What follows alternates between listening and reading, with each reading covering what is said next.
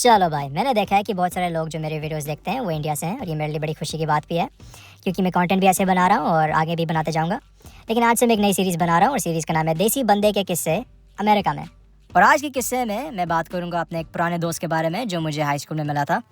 और थोड़ा कॉन्टेक्स्ट देता हूँ। मेरा जो टाउन है जिसमें मैं रेज्ड हूँ, एक छोटा सा टाउन है, और उस टाउन में मैं एक छोटे से प्राइवेट स्कूल में गया था। अच्छा, और उस स्कूल में मैं ही एक देसी लड़का था। थोड़ी बहुत मेरे ग्रेड से ऊपर एक दो आई थिंक लड़कियां थी, लेकिन वो मेरे ग्रेड से ऊपर थी। मैं उनसे ना बात करता था, वो मुझसे नहीं बात करती थी। और मैं ऑलरेडी एक साल स्किप्ड था ग्रेड में, तो सब मेरे से वैसे ही बहुत बड़े थे।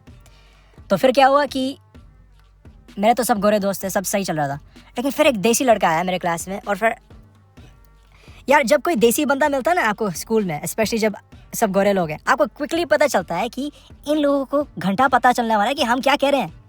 हम कुछ भी कह सकते हैं, इनको क्या पता। हम टीचर को कुछ भी कह सकते हैं, उसको क्या पता। तो हमने ये पहले ही दिन हमको ये समझ आ गया था।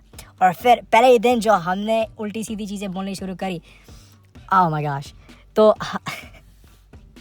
आई रिमेंबर, हम पीछे टर्न करेंगे, पीछे जो हमारे क्लासरूम में बैठे हैं स्टूडेंट्स, जो हम पीछे टर्न करेंगे, हम कहेंगे तेरी माँ का भोसड़ा, और हमको कहेंगे this means I hope you have a nice day, और I hope your mom has a nice I don't know mother's day और सम बुलशिट। एंड हम ऐसे ही उल्टी सीधी चीज़ ऐसे ही कह रहे हैं। हमको क्या लगा कोई हमें फैक्ट चेक करने वाला है, हमको क्या पता। हम ऐसे ही खुश थे, ऐसे ही हम उल्टी सीधी चीज़ें कह रहे हैं। और फिर हमने मिस्टेक मार दी। हमने क्या मिस्टेक मारी, हम जो हमारे दोस्त थे उनको गालियाँ सिखाने लग गए थे कि हाँ ये हाँ ये है, ये। और फिर वो भी बोलने लग गए। और फिर सब गया तेल लेने, सब एकदम ख़राब, सब एकदम। फिर हमको मिल गई डिटेंशन, हम एकदम बुलशिट। बट इसका ये भी लेसन है। और वो लेसन ये है कि अगर तुमको ज़िंदगी में कुछ भी मिला है, उसको ना तुम शेयर करो, ना तुम कुछ करो, अपने पास ही रखो। अगर हम किसी को नहीं बताते, हम पता नहीं कितने हफ्ते और हम गालियाँ वाले दे सकते थे, कुछ भी हम कर सकते थे। मैन, हमको वही हो गया था। हम क्या हाँ ये भी इनको हम सिखा देंगे। नहीं, लेसन ये 100% लेसन यही है, ना तुम शेयर करो, ना तुम केयर करो। तुम सीधा गाली दो और मज़ा लो। मुझे याद है कि हमारी एक क्लास चल रही थी, इंग्लिश क्लास। अच्छा, इंग्लिश क्लास में एकदम बोरिंग बुलशिट, वही रोमियो एंड जूलियट हमको पढ़ना था।